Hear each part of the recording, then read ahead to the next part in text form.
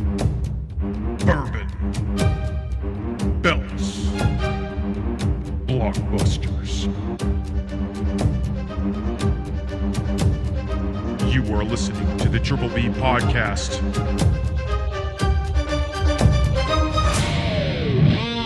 Let's fucking go. I'm ready. We're back! The bonus episode talking about the Elimination Chamber 2026. Let's go. We're going to talk about our predictions, and then we'll be back after the show to talk post-show results and our 3 bells rating. Timmy, we got first up on our card. We don't know if this is the order or not, but sometimes we're right. Most of the time we're right, actually. We're pretty close. We got the Women's Elimination Chamber match. We got Kiana James, Alexa Bliss, Rhea Ripley, Raquel Rodriguez, Tiffany Stratton, and Asuka. Dude, who you have winning this? I got Rhea winning this. I think her losing the tag titles was telling of the direction. They've been kind of teasing this. I think it's Rhea Ripley. Rhea bloody fucking Ripley. I like it. I do not have Rhea Ripley winning this. You got Alexa, don't you? I have Alexa Bliss winning and this. I love it too. I have Alexa Bliss winning this match, and I think it just continues to just feed into this drama backstage with Charlotte Flair not being in the spotlight. And it's as much as I don't want it to happen, you know it's going to happen. It's going to eventually lead to Royal Bliss breaking up. They've been such a good tag team. But they have been a phenomenal tag team. But if you are going to get Charlotte back into a singles main event picture, it's having Alexa Bliss win at WrestleMania and then Charlotte dropping her. I agree. I think that's how you get a legitimate heel run for Charlotte where people are into it but hate her. Not just fucking hate her. Yeah. Not wanting her to leave the company, hate her. Love her, but hate her at the same time. So I think that's how you do it. 100% agree. Next up, we have AJ Lee versus Becky Lynch. I say this ends in a no contest. No one wins. It's going to go into WrestleMania.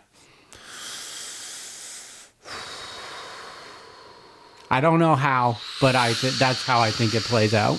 I disagree. Oh. Becky Lynch is winning, but it also leads into WrestleMania. Becky Lynch is going to pull some bullshit tactics or something that's going to lead to WrestleMania, where AJ Lee will win at WrestleMania. Okay. This is the first time I've no contest. I know. Which happens a lot in WWE. Yeah, it's true. It is true.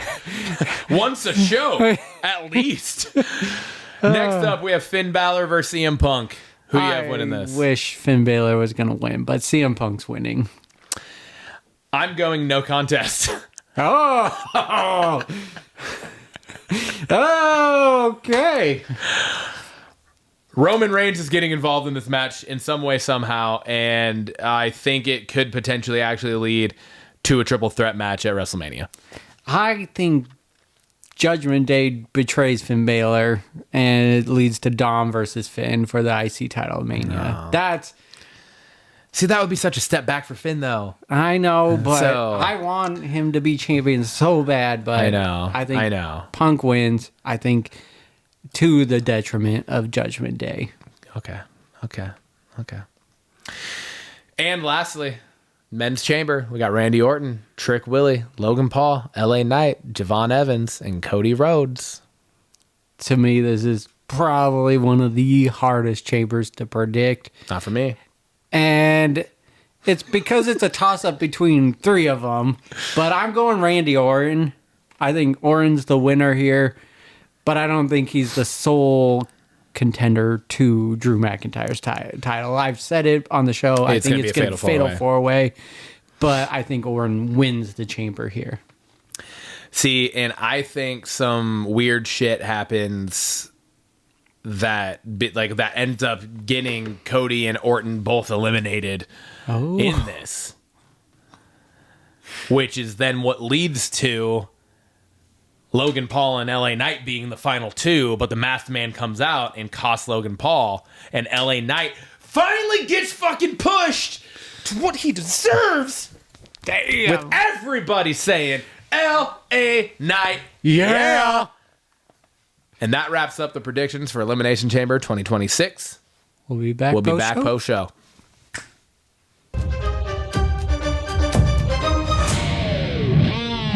And we are back. We're back. We're doing it. We're here. Post-show Elimination Chamber of 2026. We had a show. We did have a show. It was a lot better than Rumble. Yes, in fact, All in it all, was. a lot better than Rumble from start to finish, and the in-betweens. I know I said from start to finish, and that incorporates the in-betweens, but I just really wanted to point out that this was better. Yeah. All around. So, good job. You predicted the match card correctly in the right order. In the right order. So there's that. So I'll give you a bonus point there. Hell yeah. Because it doesn't fucking matter. I scored no points. I won. So I'll just put it that way. Scored 0. Because WWE continues to ignore my fantastic creative ideas for their company. But nonetheless, first match of the night was the Women's Elimination Chamber, and it was Kiana James, Alexa Bliss, Rhea Ripley, Raquel Rodriguez, Tiffany Stratton, and Asuka. And old Tim called it. Rhea Ripples. Real Ripples won it, indeed, and it was a not like over the top great match, but there was definitely some cool spots. Yeah, there's some cool spots. Raquel was definitely going full throttle. Yeah, they were making Raquel look overly dominant. Yeah. I will say the Tejana bomb onto Kiana James was a solid spot. I said that while we were watching it, that it was a really well done, like, kudos to Raquel Rodriguez because she placed Asuka perfectly to just go straight into the pin. It was cool pinning both of them. Yeah, that was cool. I haven't seen that. Yeah. Really. I don't think I've ever seen the double pin like that, so that was cool. So Tiffany Stratton took a beating in that match. Her face. Just yeah. banged up. Yeah, definitely got a little fucked up there. So both think we were pissed off about Alexa Bliss getting eliminated first. I was pissed off about Alexa Bliss getting eliminated in general. Yes, because that was your pick. But yeah, first, that was fucked up. That was absolutely you got Kiana James right there. Yeah. Easy. Like Kiana James. I don't think there's ever been an easiest first pick to eliminate. Asuka, she's like the cocky one with all the stuff now. True. Easy elimination there, too. Raquel Rodriguez also was hella cocky going into this match. Yeah. Easy elimination. You knew none of them were winning, so why not? I don't know. Yeah. That's annoying. But the match was solid, so. And we get a Rhea Ripley versus Jade Cargill. Hopefully. Not hopefully. Yeah, Rhea Ripley will take the title from Jade. Yeah. Yes. I mean, that needs to happen.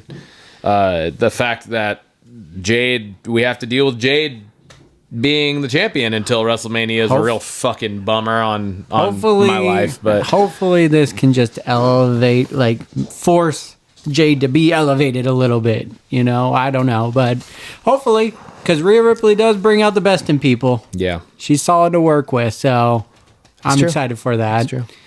All right, well, Rhea Ripley won, so Tim is 1-0, and I am 0 for 0. Or 0-0. No, I'm 0 for 1. That's what I meant to say. 0 for 1. You're 1-0. I'm 0-1. There we go. I'm back. Moving on, we had the Women's Intercontinental Championship match between the defending champ, Becky Lynch. Big time Bex. The man. And AJ Lee in her first singles match in fucking 11 years or whatever the fuck it was. Dude, this match was fucking solid. Yeah, it was really good. It was really tore good. The house down. And it's like kudos to AJ because it's like first match in that long and you went for as long as you did. Mm-hmm. Like it was a long match too. Like it wasn't just like a quick match like what tends to happen in those situations. Yeah. Like AJ was like, no, we're going to fucking do this. You know, so full match, really good, solid spots. Yeah, I think it was just like solid chemistry together throughout the whole thing. You didn't get shenanigans until the end, but the shenanigans they did play was pretty solid all in all, and AJ Lee wins. I did not see that coming. AJ Lee wins clean by submission. Yeah. With the old tarantula. Becky taps out, and is that what it's called, the tarantula?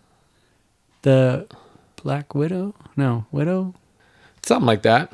I thought it. Pretty sure it's something spider-like. Yeah, it's definitely something spider-like. But anyways, AJ Lee is our new Women's Intercontinental Champ. Yeah. You called for a no contest, which is not what you meant to say, apparently. But we had a full-on argument during it. That's but what she said, and it didn't happen either way, so it didn't matter. It was a moot point. Yeah, moot point. I thought Becky was going to win, and neither of those happened. So I'm now 0 for 2, and you are now 1 for 2. Yep. Or 1 and 1. You were 1 and 1. 1 for 2. I'm 0 and 2. Yeah. And also 0 for 2. Yeah. Moving on to the men's World Heavyweight Championship match between the hometown hero and World Heavyweight Champion CM Punk and Finn Balor. Another fucking solid ass match. Yeah, this was great. This back was really to back good. show stealing matches from AJ Lee and CM Punk, and God, they really just took the match they had out in Ireland and one-upped it here in Chicago, and it was so good. There was no shenanigans. We just got one-on-one. Yep. And they gave it their all, and Absolutely. There was no like extreme spots. It was just a back and forth battle, and I was really pulling for Balor. I knew it wasn't going to happen, but I was really pulling for him, and wasn't going to be disappointed if Punk won either, because he deserves it too. So it was just a fun match. It was good. Punk wins. He retains. He gets to keep his main event spot for WrestleMania with Roman Reigns. Roman no-show Reigns. Yeah. Yeah. I mean, it was a great match. It was all around good match. It kind of makes you question, like, what was the point of it? Yeah. Really? Like, it didn't do. This is the type of thing where it's like they just had a killer match in Ireland for the title. Again, start to finish, great match, clean finish. Mm-hmm. Then you have all the heel tactics really coming out in Finn to literally amount to nothing. Yeah. So this pushes Finn in zero direction towards WrestleMania. There was no funkiness with Judgment Day to push any storyline. No Roman Reigns didn't come out to push any sort of story. Like, it pushed nothing for Finn. So it's just kind of like, what was the point of this then? Yeah. To just get another banger of a match? Sure, I get that, but it's like, it can't just be about the banger of the match. It's also you got to have I guess storylines being pushed in some direction. This is the last PLE before Mania. Yeah. I think what they're trying to do, maybe just me spitballing here, but I feel like they're trying to prove or push Finn to the face side now, make him the good guy, and prove that he can do things on his own. I think it would have done more if he went to the back. Maybe there was a backstage segment and they go, "We could have helped you, man. We could have helped you." And he's like, "No, I wanted to do it." And then that starts the drama. I'm sure we'll maybe see something like that on Raw. But I think it could have gone a long way showing it on a night like tonight, because you're right. On paper, looking just straight at the match, is like, what does that drive? Yeah. Well, I called for no contest in this one. Yep. You called for Punk winning. I am now 0-3. You are now 2-1. Yes. We get a box reveal. Yeah, so the men's chamber match. Danhausen's here now. Woohoo! You're cursed. That was a fucking complete and utter waste of time on, just TV time in general over the last few weeks. That was... Yeah, it really checks out. My belt's question of the week stands true, Yeah, absolutely. It sure does. Luckily, they didn't draw this out for too long. Yeah. It's only been a month. Yeah. For that. But... Anyways. I will just say, I think he'll at least grow on you from a comedic standpoint, maybe. No, I'm not saying that I'm like... But, yeah, I get But what a waste of a build. Yeah. or lack thereof a build that could have been a cool build. Like, they didn't build the build. Yeah. They built a box. And told them to go to SmackDown, go to Raw for 4 weeks. Which now makes a hell of a lot of sense as to why they didn't build it. Because you're not going to do this gigantic fucking thing for Danhausen. I'm sorry, you're not. Yeah. So, yeah. I don't know. Anywho's. The men's chamber match. That we should have predicted what the box was going to be. That should have been a part of the predictions. But anyway. Yeah. Men's chamber match. Orton, Trick Willie, Logan Paul, LA Knight, Javon Evans, Cody Rhodes. Another solid match. I thought this one was very solid. Yeah, it was really solid. There were, towards the end, there were a lot of really cool moments. Really good, like, kind of camera work to make things work the way. Nothing crazy, though. No. Move-wise, from, like, what I would have expected having Javon Evans in this match. We got a, honestly, not really well done frog splash off the top of one of the cells. Yeah. He landed on his feet and then went down. Agreed, yeah. So, with somebody like Javon Evans, you got to go for broke in a match like that. Like, we should have had what I thought would have happened. We didn't even see an OG cutter in this match, I don't think. I didn't see it. He went for one, but did not get it. I don't think. Yeah. So I would have expected to see at least an OG cutter from the top of the thing. If not, like we talked about, climbing actually to the top of the whole structure and just dropping and catching somebody with it. That would have been fucking sweet. And he's the kind of guy like that you would expect to do that kind of thing, and there just wasn't that many things in this that really like put things over like that. Fucking Logan Paul stealing wins left and right.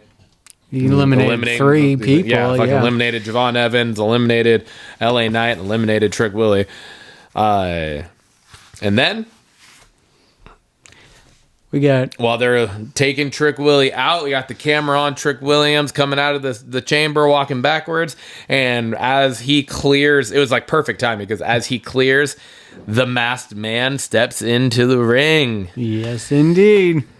Goes after Logan Paul, hits him with the curb stomp, steps out of the ring, turns around, looks back, reveals Seth frickin' Rollins is back. Seth frickin' Rollins is back. As we all kind of expected, it was Seth, right? Yeah.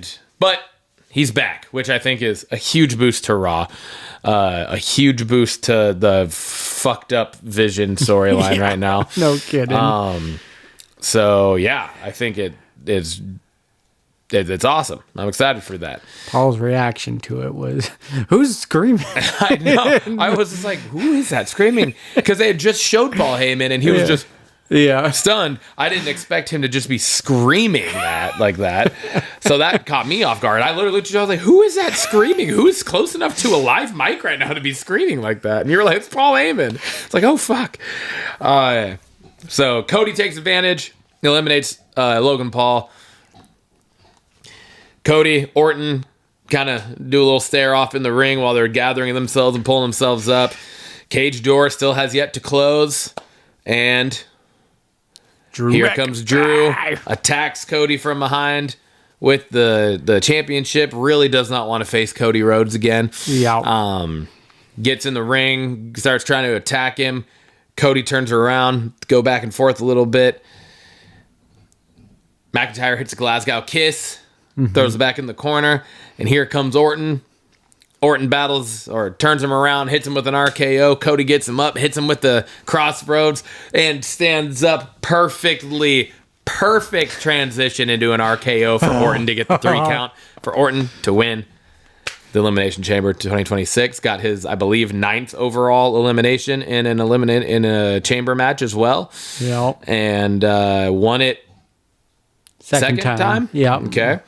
And we're getting Randy Orton as of now, we're getting Randy Orton versus Drew McIntyre at WrestleMania. Hell yeah, man. That was such a clean... Orton to capture his 16th world title and tie Ric Flair. It was such a clean finish to that was just so well done. The RKO just is such a cool move, man. And it is. It's awesome. And the transition was great. I really enjoyed the fake out with another nobody masked man guy, and then the Seth Rollins reveal. That was well done. Now, that said, this is back-to-back Elimination Chambers where we've had someone try to cost one of the winners at the end of the night, So this is back-to-back Elimination Chambers where Seth Rollins has cost somebody the Elimination Chamber match. So and this one we had two. We had two people cost somebody. Well, yes, we liked both situations. Hopefully it doesn't just become a continued thing. But that has been a kind of regular thing. That's in the Elimination true. They Chamber. do it a lot because Logan Paul did it to Seth Rollins, I think 3-4 years ago. Yeah. There was something with him. The first one Orton won was the Wyatt family attacked Cena and they weren't in the match, and then Kane attacked Daniel Bryan and Orton won. Yeah. So there's just been so much. So I guess it's been going on, but it's just, I guess, just recency bias. It's happening a lot, but really awesome win. I predicted Orton wins this too. You went 3-1. Yep. I went 0 for 4 ski. Not. I mean, usually when I'm doing good, you're doing bad. So that's I will give myself a little tap on the back here. I did call the masked man costing Logan Paul. You did. Yes, you did. That. Yes, you did. I won't take a point for it because it doesn't matter anyways. But I did call that. Okay. Yeah. So yeah, that's that. That's the winners. That's the winners. You got Rhea Ripley going to WrestleMania against Jade. You got AJ Lee finishing the night with her hubby, both with gold around their waists, with CM Punk and AJ both winning their matches. And you get Randy Orton going to WrestleMania against Drew. The road is getting clear. Rhea and Jade, Randy and Drew. I know they're spelt differently, but it's the same sounds. Same sounds, yeah. 100%. And the road is getting clearer. I'm liking what I'm seeing, but obviously we still got basically 2 months, a month and a half until WrestleMania. So a lot can happen between now and then, but for sure. We got the foundation. Now they start building it. We know what this is better than was it last year's we had WrestleMania where we were like 2 weeks away. We're like, we only know 2 fucking matches or whatever. At least we know the 4 main events. Yeah. Right. Yeah, those are all locked in. So that's telling. So yeah, man. We got the road. 3 bell rings, right? What you got? We've been very mean on the PLEs as of late. Well, no, we have not been mean. We've been honest. We've been honest. That's true. Good. That's true. I'm going to give this one a 2.5. I really enjoyed all the matches. There wasn't, I said it, there wasn't like a lot of shenanigans going on until that men's chamber. So that was refreshing. Mm-hmm. I'm giving it a 2.5 because that ending really stuck it for me. We had really 2 solid matches. AJ Lee, Becky Lynch, Finn Balor, and CM Punk. Not a lot of fodder. There was nothing crazy in the back to take away from anything. It was just solid. I'm going 2.5. Yeah, I'm going to go 2. I think just like I said, the like lack of the usage of somebody like Javon Evans in a match like that was a real kind of just like seemed kind of like a slap in the face.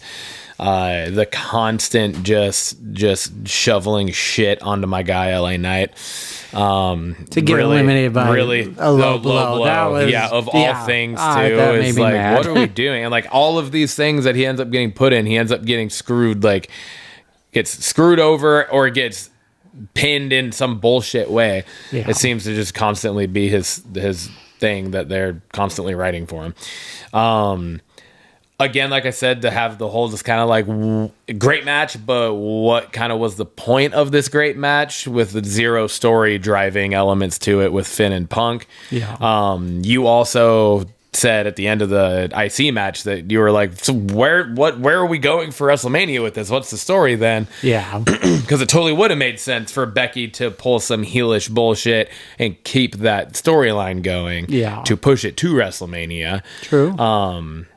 And then, like we said, the women's match like was fine. You know, it was fine. But again, continuing to just like eliminate Alexa Bliss in all of these different matches and situations in like number one. Come on. Yeah. You know, in all these things where it's just like, God, give her a fucking shot since she came back. No kidding. You know? Yeah. So, yeah. And then the whole fucking build up for it, like we said, lack thereof of the crate, and then to just have it be with that, and it was nothing more, like something out of the Rocky Horror Picture Show or something. Like, I don't know. It was just like weird. And it's fucking the end of February, so it's also a weird time to debut him, I feel like. Yeah. I don't know. It was the matches were good, but I just feel like storyline wise and some of the other content, deeper meaning things lacked a little bit. So that's where I'm going. I'm going with a 2. Not bad. All right, All right, man. dog. That wraps up Elimination Chamber 2026. We'll see you next time. Let's